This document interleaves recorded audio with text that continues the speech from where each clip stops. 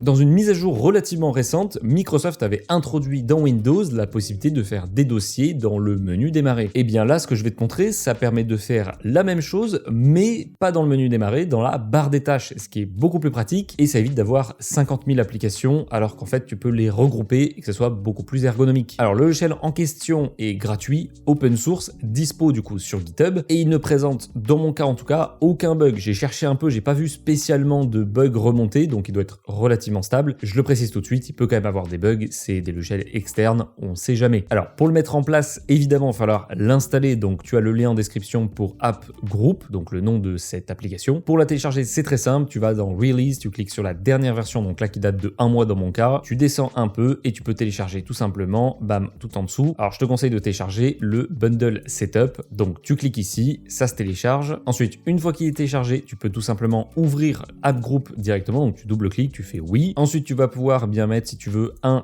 raccourci sur le bureau ou pas. Là, je vais en mettre un, mais en vrai, peu importe. Et une fois qu'il est installé, vérifie bien que Launch App Group est sélectionné et tu peux faire terminer. Ensuite, tu auras une petite interface comme ceci, petit logiciel vraiment très simple à prendre en main, pas beaucoup de fonctions parce qu'il y a l'essentiel et ça marche très bien. Donc, ce que tu peux faire directement, alors tu peux aller déjà dans les réglages, donc dans Settings, tu peux cocher qu'il démarre automatiquement avec Windows, sinon ça ne fonctionnera pas quand tu auras redémarré ton PC. Tu peux activer pour qu'il y ait l'icône dans la petite flèche juste ici ou pas. Donc là, tu vois que j'ai l'icône juste ici. Tu peux mettre qu'il y ait des animations ou pas, que ça va animer l'intérieur du contenu ou pas. Ensuite, tu vas pouvoir choisir le thème de l'application, Dark Light, on a l'habitude. Le thème aussi de la fenêtre pop-up qui va s'ouvrir, donc quand tu vas cliquer sur le dossier, la couleur de cet élément-là. Et ensuite, bon, tu peux mettre les icônes en gris.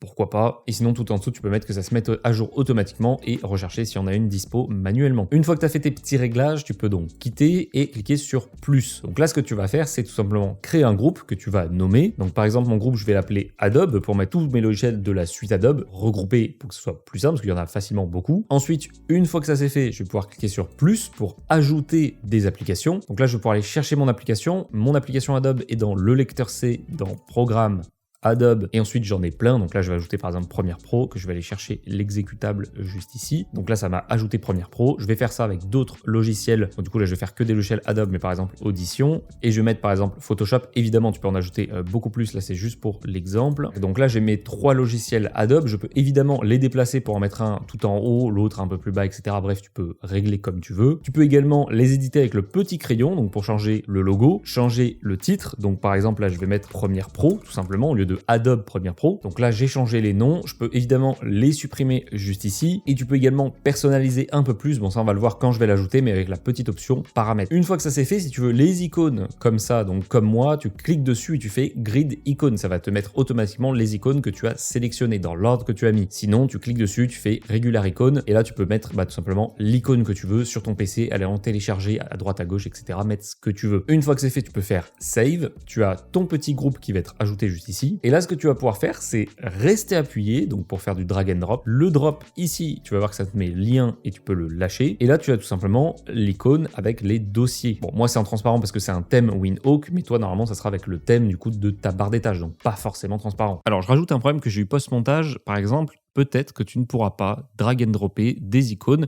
des dossiers que tu as créés dans la barre des tâches. Dans ce cas, c'est très simple, tu fais 3 petits points, Open File Location. Ensuite, tu vois donc ton dossier jeu, tu le prends et là, tu peux le drag and drop normalement et là, ça fonctionne. Donc, si la première méthode ne fonctionne pas, passe par là et normalement, il n'y a aucune raison que ça ne fonctionne pas. Une fois du coup qu'il est ajouté, tu peux cliquer dessus, il va s'ouvrir. Donc, par contre, quand ça s'ouvre, ce n'est pas transparent parce que c'est pas modifié par Windhoek. En tout cas, ça c'est ouvert et j'ai mes applications. Donc, je peux ouvrir Photoshop, Premiere Pro ou même Adobe Audition. Et donc, justement, en paramètres que tu peux régler par rapport à ce dossier-là, ça va être donc juste ici dans paramètres et là, tu as les colonnes. Donc, tu peux en mettre 3, 2, 1. Donc là, par exemple, je vais mettre une colonne, je vais évidemment save et quand je vais l'ouvrir, ça va s'ouvrir en une colonne. Et donc forcément, si je mets par exemple 2 et que je sauvegarde et que j'ouvre, et bah du coup ça me mettra en cube comme ça parce que c'est en 2 colonnes. Donc là en fait, tu vas pouvoir choisir le style d'affichage donc pour avoir plus ou moins d'icônes, avoir une présentation plutôt verticale, horizontale. Alors ce que tu peux faire aussi avec headers, ma prononciation est horrible, c'est tout simplement l'activer, le mettre donc soit en dessous, soit au-dessus. Là je vais mettre au-dessus par exemple. Et du coup, si je sauvegarde, on voit que quand je clique dessus, j'ai le nom du dossier Adobe, donc le nom personnalisé que j'ai donné. données. Et si j'appuie sur éditer, ça m'ouvre directement les options d'éditation. Le mot n'existe pas, mais on fait comme s'il existait. Et du coup, dans le même principe, tu as d'autres options. Par exemple, le layout, si tu le veux en cars ou en default. Le label, donc pour avoir tout simplement, donc là par exemple, si je mets les options par défaut que je fais save, j'ai tout simplement le nom des applications, donc directement en dessous. Donc voilà, tu peux vraiment le personnaliser comme tu veux. Tu peux également le mettre donc dans le tray, donc l'icône tout simplement de la flèche. Donc par exemple ici, j'ai bien ici le dossier. Donc c'est pas forcément mettre sur la barre des tâches, ça peut être aussi à droite ici. À droite ici, je vois peut-être moins l'intérêt, même si techniquement tu peux le déplacer et le mettre ici. Mais c'est vrai que sur la barre des tâches, je vois un peu plus l'utilité. Encore une fois, ça va être vraiment par rapport au goût et aux préférences de chacun. Moi personnellement, ce que je préfère, c'est tout simplement quelque chose de basique. J'ai pas les noms, c'est en une colonne et voilà, c'est très simple comme ça. Et ça m'évite par exemple d'avoir mes 4 applications ici. Alors ça va, j'ai pas non plus 10 milliards d'icônes sur la barre des tâches que j'ai fait grandement le tri, mais n'empêche que ça déborde vite parce que t'en as vite beaucoup. Et du coup, ce que tu peux faire aussi de sympa pour gagner un peu de temps potentiellement, c'est tout simplement aller sur les 3 petits points ici et soit donc Open File Location. Donc tu vas pouvoir voir tout simplement le chemin d'accès du dossier. Donc là pareil, si je double-clique, ça me l'ouvre aussi ici, ça peut vraiment te l'ouvrir de partout. Donc techniquement, tu peux aussi le mettre sur ton bureau. Et du coup, celui-ci, je le colle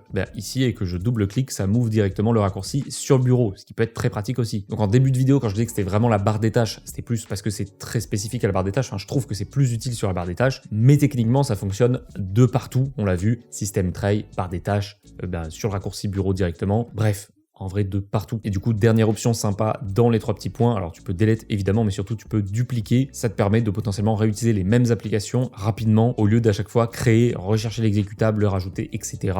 C'est un raccourci qui peut être plutôt sympa. Et dernier élément qui peut être intéressant aussi, c'est côté performance. Donc, qu'est-ce que ça donne niveau performance? On va voir ça tout de suite. Donc là, on voit App Group, ça me prend 112 sur la RAM, 0 sur le pros, 0 sur la carte graphique. Sur le disque, ça me prend un peu en écriture et en lecture. Alors, la question que tu te poses peut-être, c'est est-ce que si je fais end task, est-ce que ça marche toujours les groupes? Et bien techniquement, si je clique dessus, ça va réouvrir App Group et du coup il va se réouvrir ici. En tout cas voilà, c'est important de savoir, ça prend pas 0 en termes de RAM, c'est pas non plus énorme. Sur le processeur, ça prend rien. Et j'avoue que j'en ai pas l'utilité en dehors de faire des groupes pour les logiciels Adobe par exemple, mais je pense que ça ne prend pas plus de performance de faire plusieurs groupes, ou peut-être que la différence en tout cas est très légère. C'est surtout le fonctionnement de l'application d'arrière-plan qui prend le principal parti, on va dire. Donc voilà, en soi tu as vu tout ce qu'il faut savoir sur ce logiciel, comment l'utiliser, comment le mettre sur la barre des tâches, système tray, bureau, comment créer les dossiers, les dupliquer, bref, comment vraiment utiliser ce logiciel qui est très pratique je trouve. N'hésite pas à me dire en commentaire directement si c'est quelque chose que tu trouves utile, si tu aimerais bien que ce soit potentiellement implémenté dans Windows de base. Je pense que la réponse sera oui, mais on sait jamais. Bref, est-ce que c'est quelque chose que tu comptes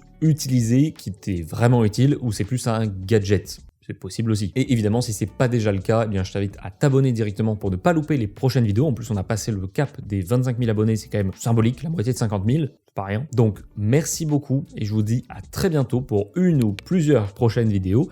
Ciao, ciao!